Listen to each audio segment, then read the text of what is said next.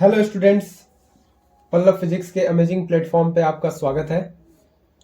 तो वापस आ गए हैं फिर से कुछ और क्वेश्चंस को लेके। एक दिन क्वेश्चन अपलोड नहीं हुआ लेकिन अब रेगुलर अपलोड होगा, ठीक है। तो चलिए शुरू करते हैं।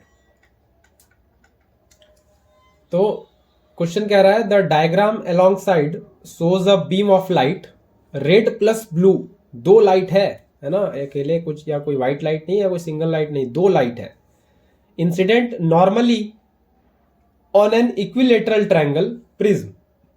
If the critical angle for the material of prism is 60 degree for the light of red color, complete the diagram showing the path of light of each color emerging out of prism. Each color है ना, ये important है। Mark in the diagram the angle wherever necessary. तो क्या है question, चलिए देखते हैं। तो एक प्रिज्म है, ये इक्विलेटरल है, सारा 60 डिग्री है, और ये लाइट गिर रहा है रेड प्लस ब्लू। ये दो लाइट है ना, इस सिंगल बीम ऑफ लाइट में ये दो लाइट है। तो इसका पाथ फॉलो डायग्राम बना के दिखाना है, ये रे कैसे फॉलो होगा, प्रोसीड करेगा, क्या करेगा, ये बताना है। तो क्या होगा, चलिए कहानी को शुरू करें। तो इधर एक पहले हम प्रिज्म बना लें, यहाँ पे थोड़ी बात समझ नहीं आएगी है ना। ये पहले इधर एक प्रिज्म बना लेते हैं। अरे थोड़ा बड़ा बनाया जाए, नहीं इतना छोटा नहीं।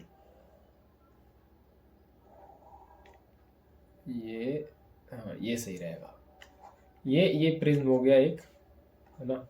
और यहाँ पे ये सारा 60 डिग्री है, ये भी 60 है, ये भी 60 है, और ये भी 60 है, ठीक है। ये 60 डिग्री हो गया इक्विलेटरल प्रिज्म। और ये नॉर्मल इंसिडेंस है। कैसा इंसिडेंस है? नॉर्मल इंसिडेंस, ठीक है। ये कैसा इंसिडेंस है? ये है, तो और ऊपर जा रहा है। ये कैसा इंसिडेंस है? ये नॉर्मल इंसिडेंस है, ठीक है। ये नॉर्मल इंसिडेंस है, नॉर्मल इस तरह से, ठीक है। ये नॉर्मल इंसिडेंस है। कौन सा है? Red plus blue. ये दो लाइट है इसमें, रेड और ब्लू, ये दो लाइट है, ठीक है। ये नॉर्मल इंसिडेंस ऐसे हुआ। तो यहाँ आगे कहानी की बात होगी, लेकिन यहां तक तो कोई दिक्कत नहीं होना चाहिए। रेड और ब्लू ये नॉर्मल इंसिडेंस कर रहा है। नॉर्मल इंसिडेंस का क्या मतलब होता है? नॉर्मल इंसिडेंस का क्या मतलब होता है? एंगल ऑफ इंसिडेंस जीरो और एंगल ऑफ रिफ्रैक्शन भी जीरो, है ना। नॉर्मल इंसिडेंस का मतलब एंगल आई 90 नहीं, कुछ लोग एंगल आई 90 समझ लेते हैं, ऐसा नहीं है। नॉर्मल इंसिडेंस का मतलब एंगल ऑफ इंसिडेंस जीरो। तो क्या होगा? कोई रिफ्रैक्शन, कोई बेंडिंग नहीं होगा। नॉर्मल इंसिडेंस अगर है तो ये अनडेविएटेड, बिना बेंड हुए सीधे चले जाएगा और यहाँ पे आके रुकेगा कहीं, यहाँ पे कोई दिक्कत नहीं होगा, सीधे सीधे पास करेगा। 90 डिग्री पे इंसिडेंस हुआ है, नॉर्मल इंसिडेंस हुआ है, तो angle of refract incidence zero बनेगा, है ना। एंगल ऑफ इंसिडेंस होता है नॉर्मल के साथ कितना एंगल बना वो। ये तो नॉर्मल के अलोंग ही गिर गया है, नॉर्मल इंसिडेंस हो गया है इसका, तो एंगल ऑफ इंसिडेंस कुछ बनेगा ही नहीं, जीरो होगा, ठीक है। अब एसी सरफेस, यहां पे थोड़ा देखना पड़ेगा कि यहां क्या गेम हुआ है एसी सरफेस पे, है ना। यहां पे थोड़ी बात समझनी पड़ेगी, ये कैसे बाहर निकलेगा, क्या होगा, यहां पे कहानी देखना पड़ेगा। तो ये वाला कितना है? ये है 90 डिग्री, ये भी 90 है, ये 60 है, तो ये कितना हुआ? ये हुआ 30। ये कितना हुआ? 30। अब एसी सरफेस पे हम ऐसे नॉर्मल बना ले, पहले एसी सरफेस पे हम ऐसे नॉर्मल बना ले। ये 30 है और ये नॉर्मल है, तो ये वाला कितना होगा? 60। यानी कि एसी सरफेस पे जो एंगल ऑफ इंसिडेंस हुआ है वो कितना है? 60 डिग्री, है ना। इस बात को लिखेंगे, एसी सरफेस पे एंगल ऑफ इंसिडेंस कितना है? 60 डिग्री।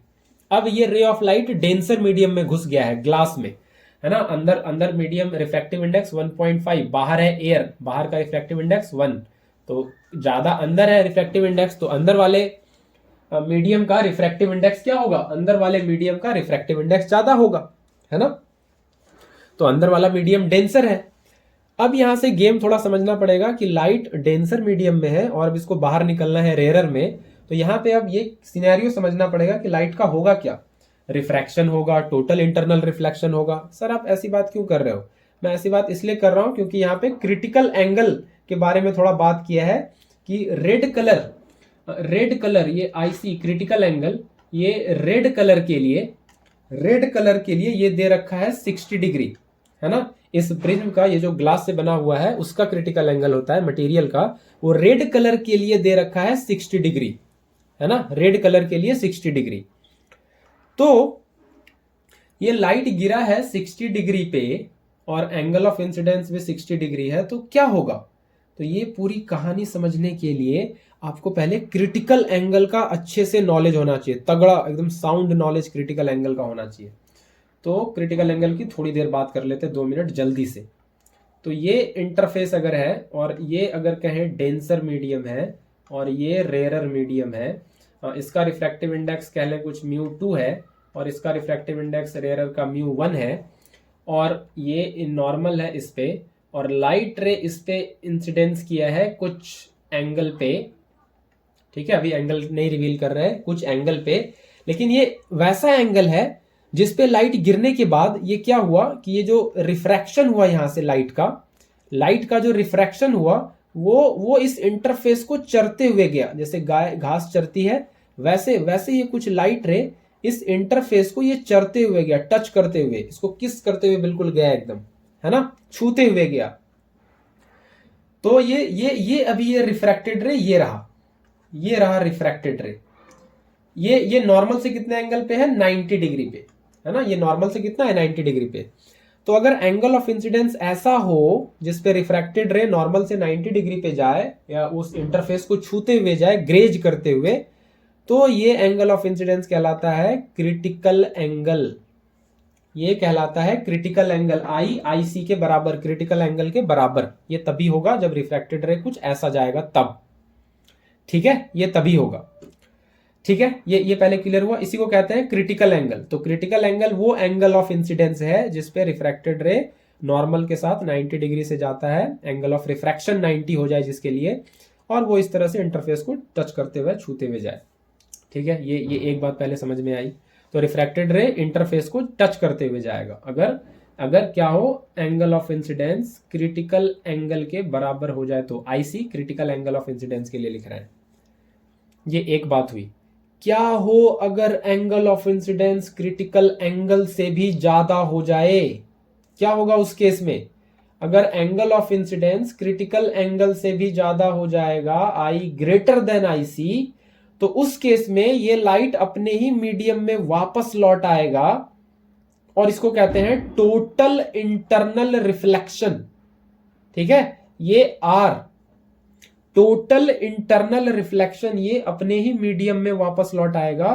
कब होगा, जब angle of incidence critical angle से ज्यादा होगा, तब ऐसा होगा, लाइट अपने ही मीडियम में वापस लौट आएगा, एकदम लॉ ऑफ रिफ्लेक्शन यहाँ पे फॉलो हो जाएगा। तो ये 2 कहानी आपको दिमाग में रखनी है। और जब IC से कम होगा तो वही सीधा सीधा वाला जो रिफ्रैक्शन होता है वही होगा, है ना, फिर उसमें कोई दिक्कत नहीं है, ठीक है। ये 2 कहानी आपको दिमाग में रखना है। तो यहाँ पे फिलहाल हमको दिख रहा है अभी कि जो मेरा एंगल ऑफ इंसिडेंस है वो 60 डिग्री है और वो क्रिटिकल एंगल के बराबर है। जो मटेरियल, जो ग्लास है, जो जिससे प्रिज्म बना है, वो रेड कलर के लिए 60 डिग्री है। रेड कलर के लिए कितना है, 60 डिग्री है, यहां दे रखा है। तो रेड कलर तो भैया ये यहां से क्या होगा, रेड कलर जो AC सरफेस पे गिरा है उसी सरफेस को किस करते हुए आगे बढ़ जाएगा, उसी के अलोंग आगे बढ़ जाएगा, है ना। ये एकदम इसको AC सरफेस को ये छूते हुए निकल जाएगा, एकदम इसी के ऊपर एकदम जाएगा ये, ठीक है। ये इस तरह से, ये है रेड कलर।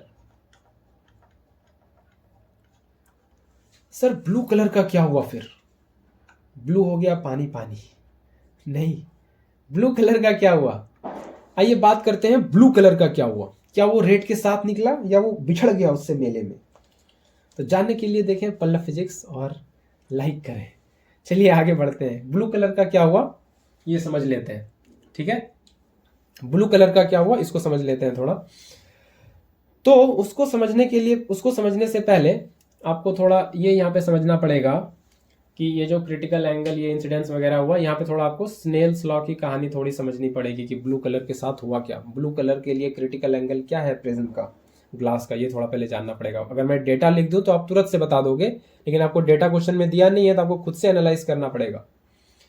तो अगर यहाँ पे अगर हम स्नेल्स लॉ लगाएं इस केस में, ये जो क्रिटिकल एंगल वाला सिनेरियो होता है, अगर स्नेल्स लॉ लगाएं तो क्या होगा, μ2 साइन क्रिटिकल एंगल और μ1 साइन 90। यही होगा स्नेल्स लॉ ऑफ रिफ्लेक्शन, यही कहता है, सॉरी रिफ्रैक्शन नहीं, स्नेल्स लॉ ऑफ रिफ्रैक्शन। तो μ2 डेंसर मीडियम और साइन एंगल ऑफ इंसिडेंस जो क्रिटिकल एंगल के बराबर है, μ1 रेयर मीडियम और साइन 90 जो एंगल ऑफ रिफ्रैक्शन है ना, यही तो होता है, एंगल ऑफ रिफ्रैक्शन 90 हो गया है। तो ये μ2 साइन आई ये हो जाएगा μ1 साइन 91। तो ये साइन क्रिटिकल एंगल ये हो जाएगा μ1 बाय μ2, यही होगा। और μ1 अगर हम यहाँ ग्लास और एयर वाला बात लेके चलें तो रेयर मीडियम मेरा एयर है तो उसका रिफ्रैक्टिव इंडेक्स 1 और ग्लास का 1.5 है तो उसको μg लिख रहे हैं, ठीक है, 1.5 आप लिख सकते हैं, ठीक है। यहां से एक चीज हमको समझ में आ रहा है कि म्यू है ना, ये एक और रिलेशन अगर ध्यान लाएं जरा, म्यू होता है c/v, speed of light in vacuum to the speed of light in medium. तो यहां से इसको ऐसा लिख लेते हैं mu c/v, speed of light in glass, तो ये ऊपर आ जाएगा speed of light in glass by c, यही तो होगा, है ना। थोड़ा टाइम ले रहे हैं, कोई बात नहीं, लेकिन समझना है इसको क्रिटिकल एंगल को सलीके से। तो साइन आई सी, ये पीछे आ जाए एक स्लाइड, साइन आई सी ये आ गया है speed of light in glass by speed of light in vacuum.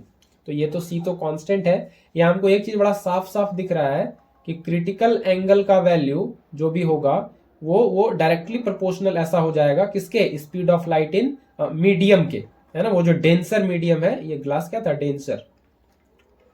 तो स्पीड ऑफ लाइट जितना ज्यादा होगा क्रिटिकल एंगल उतना ज्यादा होगा। यहां से लिखेंगे ना IC directly proportional to sine inverse, अभी ये सब नहीं पढ़ा रहे ज्यादा, इनवर्स ट्रिग्नोमेट्रिक ये आपने नहीं पढ़ा होगा शायद, कोई बात नहीं। तो बस इतना समझें कि स्पीड जितना ज्यादा होगा, ये जितना ज्यादा डायरेक्टली प्रोपोर्शनल आ रहा है, क्रिटिकल एंगल उतना ही ज्यादा होगा। तो ग्लास में, मीडियम में स्पीड किसका ज्यादा होगा, जो लाइट है मेरे पास रेड और ब्लू, उसमें से किसका स्पीड ज्यादा होगा। तो स्पीड को पता करने के लिए हमको जाना होगा v equal to F lambda के पास, है ना, एफ लैम्डा के पास। तो फ्रीक्वेंसी तो सेम है ना, वो तो सोर्स पे डिपेंड करता है, जिस सोर्स से आ रहा है लाइट, तो फ्रीक्वेंसी तो फिक्स है। तो v directly proportional to lambda, जिसका वेवलेंथ ज्यादा उसका वेलोसिटी भी ज्यादा, उसका स्पीड भी ज्यादा। तो वेवलेंथ किसका ज्यादा है, रेड का, ब्लू का तो वेवलेंथ कम होता है रेड से, तो रेड का वेवलेंथ ज्यादा है तो रेड का वेलोसिटी भी ज्यादा होगा। ब्लू का वेवलेंथ कम है तो ब्लू का वेलोसिटी भी कम होगा, है ना, ब्लू का वेलोसिटी भी कम होगा। तो यहां पे दिख रहा है कि critical angle directly proportional to velocity है और v equal to F lambda. तो यहां से भी कह सकते हैं कि क्रिटिकल एंगल जो है वो डायरेक्टली प्रोपोर्शनल टू वेवलेंथ है, साइन आई सी, ऐसा कह सकते हैं। तो critical angle directly proportional to wavelength भी है, स्पीड भी है। तो वेवलेंथ कम है ब्लू लाइट का, है ना, ये तो दिख रहा है, वेवलेंथ कम है तो क्रिटिकल एंगल भी कम होगा, है ना, क्रिटिकल एंगल भी कम होगा। मतलब रेड कलर के लिए प्रिज्म का, ग्लास का जो क्रिटिकल एंगल है वो 60 डिग्री है, तो डेफिनेटली वेवलेंथ कम हुआ तो क्रिटिकल एंगल भी कम होगा। तो ब्लू कलर के लिए क्रिटिकल एंगल, है ना, ब्लू कलर के लिए क्रिटिकल एंगल 60 डिग्री से कम होगा। रेड कलर से वेवलेंथ कम है तो क्रिटिकल एंगल भी कम, क्योंकि डायरेक्टली प्रोपोर्शनल है ना।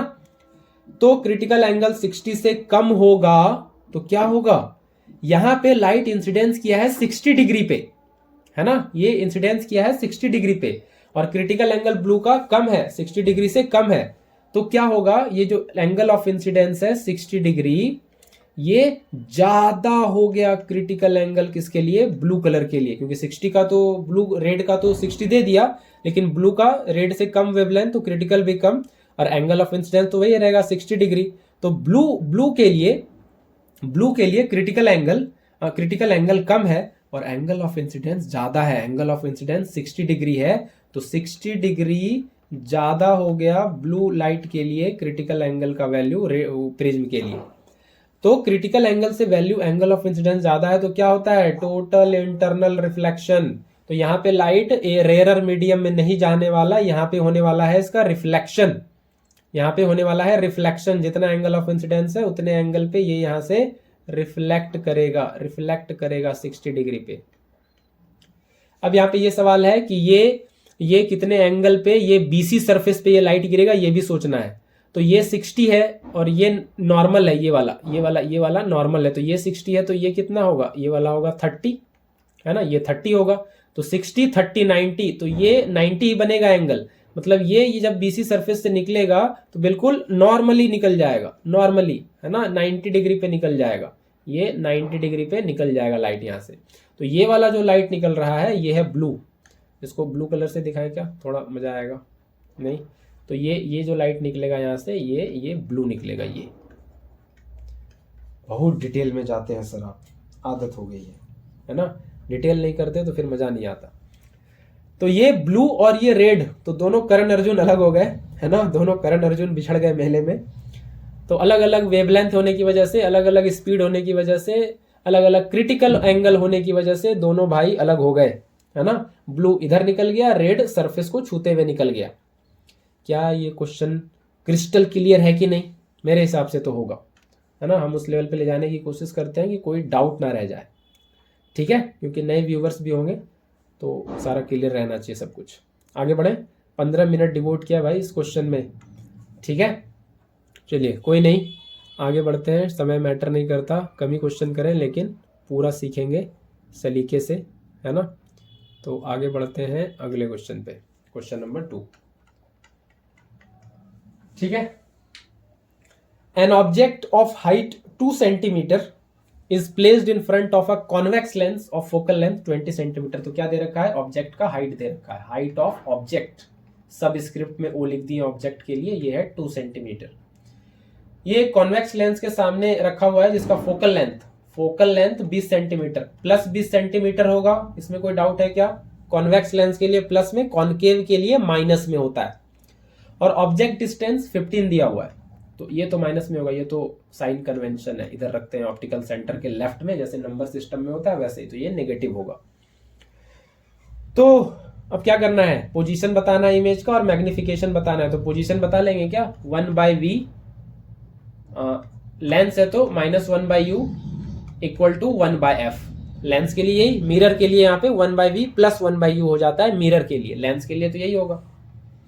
तो 1/v माइनस u कितना है -15 और f कितना है +20, तो ये हो जाएगा 1/v प्लस 1/15 इक्वल टू 1/20। तो 1/v 1/20 माइनस 1/15, तो ये कितना हो जाएगा, ये हो जाएगा, एलसीएम ले लें 60, तो 20 3 जा 60, 15 4 जा 60, तो ये क्या हो जाएगा, ये हो जाएगा 1/v इक्वल टू -1/60, v हो जाएगा -60, v हो जाएगा -60 सेंटीमीटर। तो पोजीशन इमेज का क्या दिख रहा है, ये माइनस साइन के साथ आया है। क्या आपको यहाँ एक कमाल की बात दिख रही है, कॉन्वेक्स लेंस का ये कौन सा वाला केस है? क्या आप बता सकते हो जल्दी से कमेंट करके, है ना, पॉज करके कमेंट तुरंत से कर ही देना है अभी, है ना, कि किधर इमेज आएगा, ये जिधर ऑब्जेक्ट रखा हुआ है उधर ही आएगा या अपोजिट साइड में आएगा, इन्वर्टेड होगा या वर्चुअल एंड डायरेक्ट होगा, क्या होगा, ये आपको बताना है जल्दी से, फिर मैं एंड में क्वेश्चन के एंड होते होते बता दूंगा फिर। तो ये पोजीशन आ गया इमेज का, 60 सेंटीमीटर नेगेटिव आया है, सब बात कर लेंगे। मैग्निफिकेशन पे भी बात कर लें। मैग्निफिकेशन ये क्या होता है, height of image by height of object, ये तो होता है, या इसको कह सकते हैं v/u, ऐसे कह सकते हैं। तो मेरे पास v कितना है -60 और u कितना है -15, तो ये आ गया 4। और ये हाइट ऑफ इमेज और हाइट ऑफ ऑब्जेक्ट दिया हुआ है 2 सेंटीमीटर और ये इधर 4, तो ये इंप्लाइज लिखना है आपको, 2 बार इक्वलिटी आए तो इंप्लाइज लिखना है, 4 × 2 ये 8 सेंटीमीटर। तो मैग्निफिकेशन हाइट ऑफ इमेज कितना हो गया, मैग्निफिकेशन का मतलब यही होता है ऑब्जेक्ट से इमेज कितना टाइम्स ज्यादा या कितना टाइम्स कम हो गया, डिमिनिश हो गया या मैग्नीफाइड हो गया, इनलार्ज्ड हो गया, बड़ा हो गया, जूम इन हो गया या जूम आउट हो गया, है ना, टेक्निकल लैंग्वेज में बात करें तो ये मैग्निफिकेशन का मतलब यही है, ठीक है। तो मैग्निफिकेशन कितना हो गया इमेज का, 8 सेंटीमीटर। हाइट कितना हो गया ऑब्जेक्ट से, है ना, क्या कहेंगे इसको, 4 टाइम्स हो गया हाइट, किससे, 4 times the height of object, है ना, 2 सेंटीमीटर था 8 हो गया, तो 4 गुना हो गया, है ना, 4 गुना लगान देना पड़ेगा, नहीं 3 गुना था, नहीं, चलिए कोई बात नहीं। तो अब यहाँ पे क्या बता रहे थे, ये पोजीशन के बारे में बात कर रहे थे। तो रे डायग्राम कुछ आइडिया लगा, कमेंट हुआ कि नहीं अब तक? चलिए कुछ आइडिया लगा तो कुछ आइडिया दें, क्वेश्चन अभी आगे है, कुछ आइडिया दें यहाँ पे। तो यहाँ पे अब क्या देखना है यहाँ पे कि ये यहाँ पे पहले ये दिखा आपको कि ये फोकल लेंथ 20 है और ऑब्जेक्ट को रखा गया है 15 सेंटीमीटर पे, मतलब ऑप्टिकल सेंटर और फोकल लेंथ के बीच में रख दिया गया है ना। ऑब्जेक्ट डिस्टेंस फोकल लेंथ से भी कम है, मतलब ये वाली कहानी है, ये वाली, ये रहा लेंस, ठीक है, ये रहा कॉन्वेक्स लेंस और ये प्रिंसिपल एक्सिस हुआ। तो लाइन थोड़ा ज़्यादा ऊपर हो गया, ये प्रिंसिपल एक्सिस हुआ, ये ऑप्टिकल सेंटर हुआ और ये कुछ फोकल लेंथ कह लें इसको यहाँ पे, हाँ ठीक है, फोकल लेंथ कह लें, ये 20 सेंटीमीटर और ऑब्जेक्ट को रख दिया गया है 15 पे, मतलब इसके बीच में ही कहीं रख दिया गया है। यहाँ पे चलिए यहाँ पे क्या लेते हैं, यहाँ पे, ठीक है, यहाँ पे रख दिया गया है ऐसे। तो क्या ये इसमें इमेज कैसे बनता है, इसमें ऐसे होगा कि ये एक रे लिए, दो रे मिनिमम लेंगे, एक रे ये लिए और ये यहाँ पे ये फोकल ये F1 कह लें, कॉन्वेक्स लेंस में ऐसे होता है, इसको F2 कह लें, है ना। तो ये रे ऑफ लाइट ये ऐसे गया और ये यहाँ से पैरेलल आ रहा है, तो कॉन्वेक्स लेंस क्या करेगा, कन्वर्ज कर देगा इसको फोकस पे, ये इस तरह से ऐसे। और एक लाइट हम लोग कहाँ लेते हैं, एक लाइट हम लोग लेते हैं ऑप्टिकल सेंटर से पास कराते हैं, ये ऐसे ऑप्टिकल सेंटर से। तो क्या होगा, इसको जब पीछे बढ़ाएंगे ऐसे, इसको जब ऐसे पीछे बढ़ाएंगे, ठीक है, पहले नहीं बढ़ा भाई, सही से बढ़ो लीगल तरीके से, ठीक है, इसको जब ऐसे बढ़ाएंगे, ठीक है, इसको जब ऐसे पीछे बढ़ाया जाएगा तो ये यहाँ पे कहीं जाके, है ना, यहाँ पे कहीं जाके ये मिलेगा, है ना, यहाँ पे कहीं जाके ये मिलेगा, ये यहाँ पे कहीं जाके मिलेगा। तो ये इमेज है ना, ये इमेज सेम साइड में बन गया। और ये वाला केस होता है, ये इमेज कैसा बनता है, ये बना वर्चुअल, है ना, सीधा, इरेक्ट इमेज बना, सीधा बना, है ना, सीधा बना। और किधर बना है, सेम साइड, ये साइन कन्वेंशन से ये सेम साइड में बना है, तो इसीलिए v कितना आ रहा है, -60। अगर इस साइड बनता तो +60 आता, लेकिन इधर बन रहा है सेम साइड में, इसीलिए माइनस साइन आया है, साइन कन्वेंशन। तो यहाँ से आपको हिंट लिंक मिल गया होगा कि इमेज इधर ही बन रहा है, तो ये 60 सेंटीमीटर इधर ही बन रहा है, same side of the image, है ना, object, same side of object ऐसे कह सकते हैं, ठीक है। ये वो वाला केस है जिसमें वर्चुअल इमेज बनाता है कॉन्वेक्स लेंस, इरेक्ट इमेज बनाता है। क्लियर है, आगे बढ़ें, क्रिस्टल क्लियर है, आगे बढ़ते हैं और तीसरे क्वेश्चन पे चलते हैं। Define critical angle and how does it depend on the wavelength of incident light. अरे भाई पहले क्वेश्चन में पूरी बात हो गई, ये क्वेश्चन अब आया है, कैसे हम क्वेश्चन सेट कर दिए हैं, इसको पहले करना था, क्वेश्चन बाद में बताना था। चलिए कोई बात नहीं, रिपीट करना है इसको, क्या हल्का सा रिपीट कर दें, वो तो वहाँ पे हो ही गया पहले क्वेश्चन में, नहीं तो हल्का सा बताएंगे, ज़्यादा टाइम वेस्ट नहीं करेंगे अब यहाँ पे। तो क्रिटिकल एंगल क्या है, क्रिटिकल एंगल क्या है कि ये डेंसर मीडियम है और ये रेयरर मीडियम है और ये नॉर्मल है। तो लाइट रे अगर इस पे इंसिडेंट किया डेंसर मीडियम में, डेंसर मीडियम की तरफ से, और ऐसे एंगल पे इंसिडेंट किया कि लाइट रिफ्रैक्ट होने के बाद ये सरफेस को छूते हुए सरफेस के अलोंग चले गया, एंगल ऑफ रिफ्रैक्शन 90 हो गया, तो उस केस में ये एंगल कहलाता है क्रिटिकल एंगल, है ना। तो क्रिटिकल एंगल क्या है, तो it is angle of incidence, एक बार लिख दें, वहां लिखे नहीं थे, angle of incidence at which angle of refraction, angle of incidence in denser medium, ये लिखना इंपॉर्टेंट है। अरे बाप रे, ये कैसे छोड़ दिए, angle of incidence in denser medium at which angle of refraction becomes 90 degree, ठीक है। तो एंगल आई सी के बराबर और एंगल आर 90 डिग्री, तो वो कहलाता है क्रिटिकल एंगल। वेवलेंथ पे कैसे डिपेंड करता है, ये आप स्नेल्स लॉ से बता सकते हो, नहीं, using Snell's law of refraction, Snell's law of refraction, यहां से आप बता सकते हो क्या होता है, μ1, तो डेंसर मीडियम के लिए हम ले रहे हैं μ2 और रेयरर के लिए μ1। μ2 कितना एंगल है, साइन आई सी, और μ1 कितना एंगल है, sin 90। एंगल ऑफ रिफ्रैक्शन यही है, ये होता है ना μ1 sin i। Angle of sine, Snell's law क्या होता है, μ1 sin i equal to μ2 sin r, तो उसी को लगाए हैं बस। तो ये μ2 sin ic μ1 sin 91, तो sin ic हो जाएगा μ1 बाय μ2, है ना। तो ये हो गया, है ना, ये μ2 बाय μ1। तो ये रेयर मीडियम, ये डेंसर मीडियम, है ना, ये रेयर मीडियम, ये डेंसर मीडियम। इसको ऐसे लिख लें थोड़ा, इसको ऐसे लिख लें, refractive index of second medium with respect to first medium. यही मतलब होता है इसका, μ2 बाय μ1, μ1 ऊपर चले जाएगा ऐसे, है ना, ऐसे लिखने से इसका मतलब यही होता है μ2 का, μ2 बाय μ1, यही मतलब होता है, ठीक है, μ2 बाय μ1।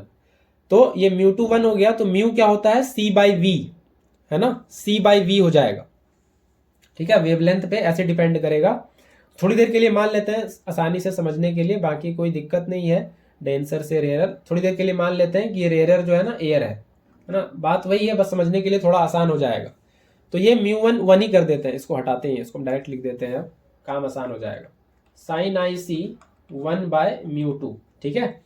अब रिफ्रैक्टिव इंडेक्स उस मीडियम में, इसको हम ऐसा लिख सकते हैं c बाई वी, ये पहले भी लिखे हैं, v बाई सी।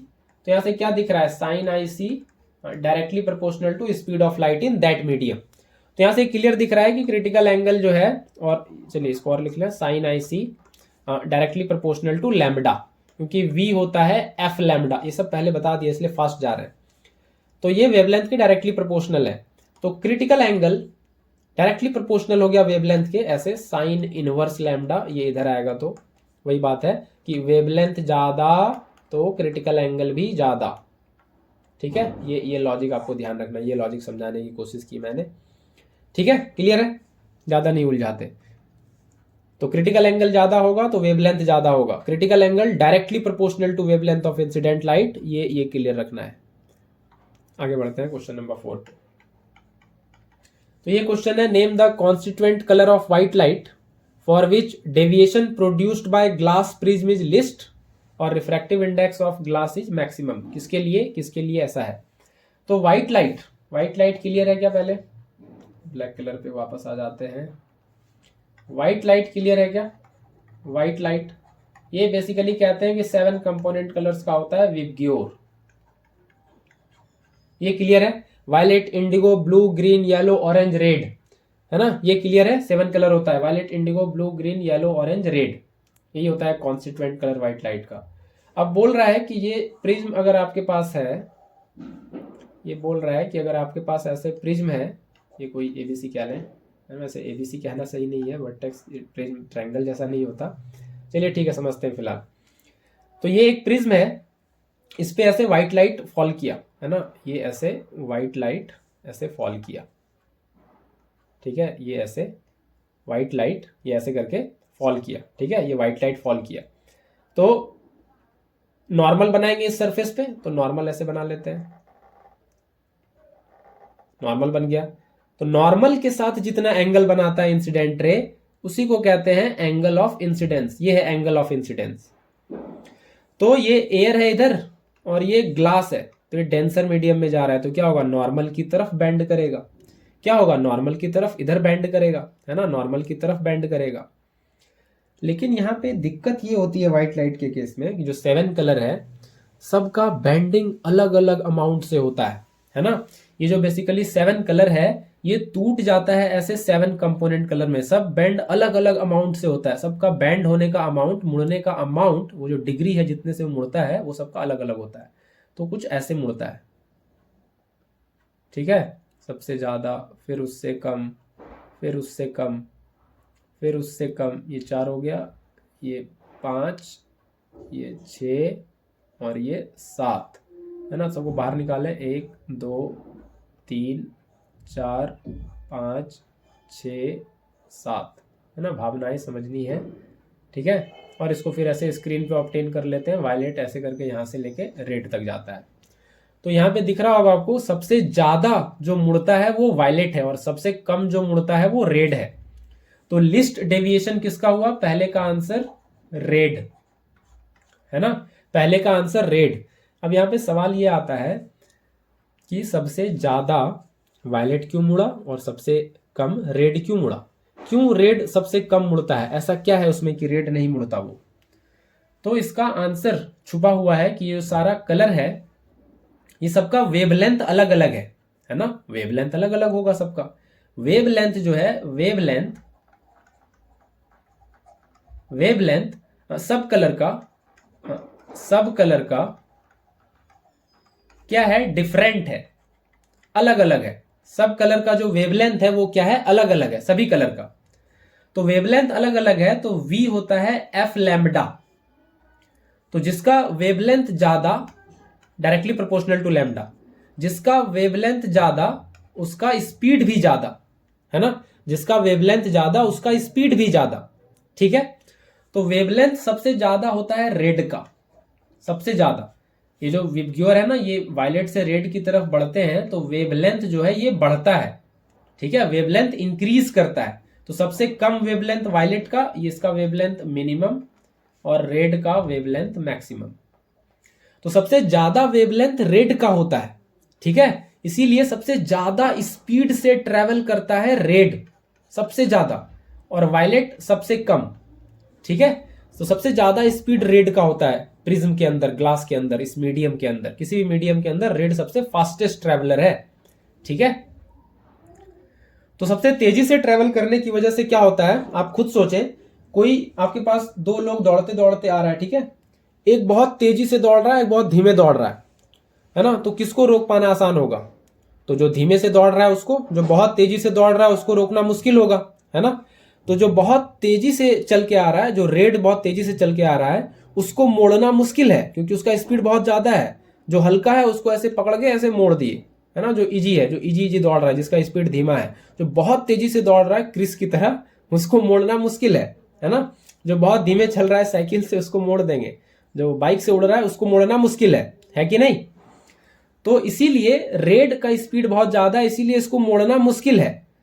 तो सबसे ज्यादा मोड़ना आसान है वायलेट को और सबसे कम रेड को मोड़ना। तो इसीलिए रेड का डेविएशन सबसे लिस्ट होता है।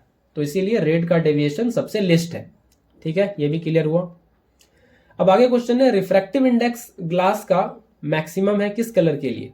तो रिफ्रैक्टिव इंडेक्स के लॉजिक के पास चलते हैं। रिफ्रैक्टिव इंडेक्स होता है mu equal to c by v. ये speed of light in vacuum है, सी 3 × 10⁸, ये तो फिक्स है। ये जो v है ये स्पीड ऑफ लाइट मीडियम में है ना। किसमें है, मीडियम में। तो यहां से दिख रहा है कि mu inversely proportional to speed है। तो v जिसका ज्यादा होगा रिफ्रैक्टिव इंडेक्स उसका कम होगा, इनवर्स रिलेशन, एक ज्यादा दूसरा कम, दूसरा ज्यादा पहला कम। v जिसका कम है म्यू उसका ज्यादा होगा, रिफ्रैक्टिव इंडेक्स उसका ज्यादा होगा जिसका v कम है। तो v किसका कम है, वायलेट का, है ना। हम ब्लू क्यों लिख दे रहे थे बार बार, यहाँ पे याद आया, ये वायलेट है, ये वायलेट है, वायलेट का सबसे कम होगा ना। ये वायलेट है, ठीक है, ये वायलेट है। ब्लू तो यहाँ है, ठीक है, ब्लू तो यहाँ है। तो स्पीड सबसे कम, v सबसे कम किसका है, v सबसे कम है वायलेट का। वायलेट का स्पीड सबसे कम है क्योंकि उसका वेवलेंथ सबसे कम है। तो स्पीड उसका सबसे कम है तो रिफ्रैक्टिव इंडेक्स उसी का मैक्सिमम होगा, इनवर्स रिलेशन। तो सेकंड का आंसर हो जाएगा वायलेट। और यही रीजनिंग आपको देना है, क्यों उसका मैक्सिमम है, क्यों उसका मैक्सिमम है, ये आपको रीजनिंग यही दे देना है। क्यों रिफ्रैक्टिव इंडेक्स, क्यों उसका सबसे मैक्सिमम है ग्लास का वायलेट के लिए, क्योंकि वायलेट का स्पीड सबसे कम है, उसका वेवलेंथ सबसे कम है और रिफ्रैक्टिव इंडेक्स ऐसे रिलेटेड है, ठीक है। तो ये आपको आंसर कर देना है, सेकेंड का आंसर ये हो गया, ठीक है। लास्ट क्वेश्चन पे, आज के लास्ट क्वेश्चन पे बात कर लें। ये लास्ट क्वेश्चन। तो एक आखिरी क्वेश्चन, एक कॉन्वेक्स लेंस जिसका फोकल लेंथ 20 सेंटीमीटर है ना। एक कॉन्वेक्स लेंस है, फिर से, तो कौन सा लेंस है, ये है कॉन्वेक्स लेंस, ठीक है। ये इसका प्रिंसिपल एक्सिस, ये क्या है, ये कॉन्वेक्स लेंस, ये इसका ऑप्टिकल सेंटर। इसका फोकल लेंथ ये दिया हुआ है 20 सेंटीमीटर, ये रहा इसका फोकल लेंथ, ठीक है। F1 कह लेते हैं क्योंकि इधर F2 आता है इसमें। ये 20 सेंटीमीटर। तो फोकल लेंथ F1 ये दिया हुआ है 20 सेंटीमीटर, ठीक है। ये वर्चुअल इमेज बनाता है। यहां से ही बात क्लिक हो गया क्या, पहले यहीं से बात क्लिक हुआ कुछ, क्या वर्चुअल इमेज, क्या यहीं से कुछ कहानी क्लिक हुआ, वर्चुअल इमेज कॉन्वेक्स लेंस तो एक ही केस में बनाता है, जब ऑब्जेक्ट ऑप्टिकल सेंटर और फोकल लेंथ के बीच में हो, है ना, जब बीच में हो तभी ऐसा होता है। तो देखेंगे अभी वहां पे है कि नहीं, क्या कहानी है वो देख लेंगे अभी। तो वर्चुअल इमेज, ये वर्चुअल इमेज क्या होता है, इरेक्ट। वर्चुअल इमेज सीधा होता है, अपराइट, है ना, वर्चुअल इमेज सीधा होता है, अपराइट होता है, इरेक्ट होता है। तो कॉन्वेक्स लेंस सीधा इमेज बनाता है, इरेक्ट इमेज बनाता है एक ही केस में, जब ऑब्जेक्ट कहाँ हो, ऑप्टिकल सेंटर और फोकस के बीच में, फोकल लेंथ के बीच में, है ना, तभी कैसा इमेज बनता है, वर्चुअल इमेज, इरेक्ट, अपराइट, है ना, तभी वर्चुअल इमेज बनता है। ठीक है, otherwise real and inverted image होगा तो फिर वो इन्वर्टेड होगा, रियल होगा, उसको स्क्रीन पे ऑब्टेन कर पाएंगे, वर्चुअल को नहीं कर पाएंगे। ठीक है, तो यहां पे अब देख लेते हैं मैग्निफिकेशन क्या है। वर्चुअल इमेज बनाता है ऑब्जेक्ट के साइज का ट्वाइस, डबल। तो मैग्निफिकेशन ये होता है साइज ऑफ इमेज या height of image, size of image by size of object, ये होता है मैग्निफिकेशन। ठीक है, ये क्या होता है, मैग्निफिकेशन। तो साइज ऑफ इमेज क्या बोल रहा है, डबल है ऑब्जेक्ट के साइज का, तो साइज ऑफ इमेज है डबल, तो डबल है साइज ऑफ ऑब्जेक्ट के। ठीक है, और नीचे साइज ऑफ ऑब्जेक्ट है, तो ये कैंसिल हो जाएगा, तो मैग्निफिकेशन आ जाएगा 2। मैग्निफिकेशन कितना आ गया, 2। और मैग्निफिकेशन लेंस में होता है v by you, image distance by object distance. तो यहां से v आ गया 2 टाइम्स u। ठीक है, इमेज डिस्टेंस क्या आ गया, ट्वाइस ऑफ ऑब्जेक्ट डिस्टेंस। तो यहां से हम लोग यूज कर सकते हैं अब लेंस फॉर्मूला, है ना, लेंस फॉर्मूला यूज कर सकते हैं, और वो डिस्टेंस ऑफ v कैसे रिलेटेड है ऑब्जेक्ट डिस्टेंस से, ये समझ में आ तो गया यहाँ से क्वेश्चन से, है ना, ये यहाँ से क्वेश्चन से समझ में आ गया ऑब्जेक्ट डिस्टेंस इमेज डिस्टेंस कैसे रिलेटेड है। इमेज डिस्टेंस डबल है ऑब्जेक्ट डिस्टेंस के, है ना, ये तो यहाँ से समझ में आ गया, पहला क्वेश्चन का आंसर हो तो गया। Distance of image v related to the distance of object u, ये तो डबल हो गया, सीधे सीधे दिख रहा है ना। और आप इमेज ऑब्जेक्ट डिस्टेंस निकाल सकते हो, है ना, वो निकाला जा सकता है यहाँ से ये पहला क्वेश्चन का आंसर हो गया, है ना, ये निकाला जा सकता है 1 by V minus 1 by U equal to 1 by F, ये इजिली यहाँ से हम लोग निकाल सकते हैं। ठीक है, कोई मुश्किल नहीं है, बहुत आसानी से ये निकल जाएगा। ठीक है, तो ऑब्जेक्ट इमेज डिस्टेंस निकाल सकते हैं, कैसे रिलेटेड है बस ये पूछा था, तो ज़्यादा टाइम वेस्ट नहीं करते इसमें। ठीक है, आप लोग निकालना चाहें तो निकाल सकते हो, निकल जाएगा उस फॉर्मूले पे, बस रख देना है उसको। What is the power of lens, power पूछा है ना, पावर दूसरा क्वेश्चन। तो पावर क्या होता है, पावर होता है 1 बाय एफ, है ना। पावर क्या होता है लेंस का, पावर होता है लेंस का उसकी एबिलिटी लाइट को कन्वर्ज या डाइवर्ज करने का, है ना। पावर क्या होता है, पावर किसी लेंस का होता है, power of lens is ability to converge और डाइवर्ज लाइट रेज, है ना, ये होती है लेंस की एबिलिटी लाइट को कन्वर्ज और डाइवर्ज करने की। तो पावर 1 बाय एफ होता है प्रोवाइडेड दैट एफ किस में हो, एफ इज इन मीटर हो, और अगर मीटर में नहीं है सेंटीमीटर में है तो फिर आपको 100 बाय एफ करना होगा, है ना।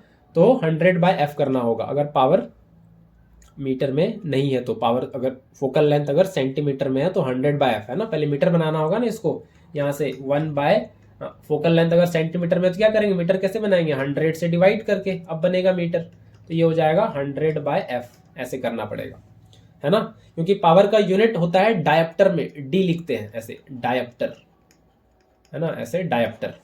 ठीक है, तो ये काम करना पड़ेगा, वो मीटर से लिंक्ड है इसीलिए ऐसा करना पड़ता है 100 बाय एफ अगर फोकल लेंथ सेंटीमीटर में है तो यहाँ किस में है भाई, सेंटीमीटर में ही है, तो यहाँ पे वही काम करना पड़ेगा, यहाँ पे भी वही काम करना पड़ेगा, पावर लिखना पड़ेगा 100 बाय एफ और फिर होगा 100 बाय 20 और ये हो जाएगा 5, है ना, +5 डायप्टर, +5 डायप्टर।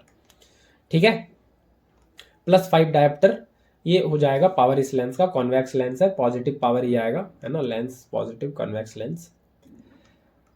तो आई होप इतना आपको समझ में आया है ना। और इसमें मज़ेदार बात ये होगी कि ये सेम साइड में बनने वाला है ना, इमेज जो है ये वाला 20 सेंटीमीटर फोकल लेंथ है, वर्चुअल इमेज बना रहा है, तो ये यहाँ पे कुछ वाली कहानी होगी ऐसे करके, और ये यहाँ से F2 से जाएगा, ठीक है, ये यहाँ से F2 से जाएगा ऐसे, और एक ये लाइट यहाँ इससे गुजार दें ऑप्टिकल सेंटर से और इसको पीछे बढ़ाएंगे ऐसे, तो यहाँ पे कहीं जाके मिलेगा और ये ऐसे इमेज बनेगा इनलार्ज्ड मैग्नीफाइड। ये आपने पढ़ रखा होगा सेम साइड में, है ना। तो ये वर्चुअल इमेज बन रहा है। ये कैसा है, वर्चुअल, सीधा खड़ा है, इरेक्ट, अपराइट। तो आई होप इतना क्वेश्चन आपको समझ में आया है। मिलते हैं अगले लेक्चर में। पुली का क्वेश्चन डालेंगे आज रात में, होपफुली अपलोड करेंगे चैनल पे, बिल्कुल उसको देखिएगा। पुली का कॉन्सेप्ट बिल्कुल क्लियर हो जाएगा। ठीक है, चलिए मिलते हैं फिर।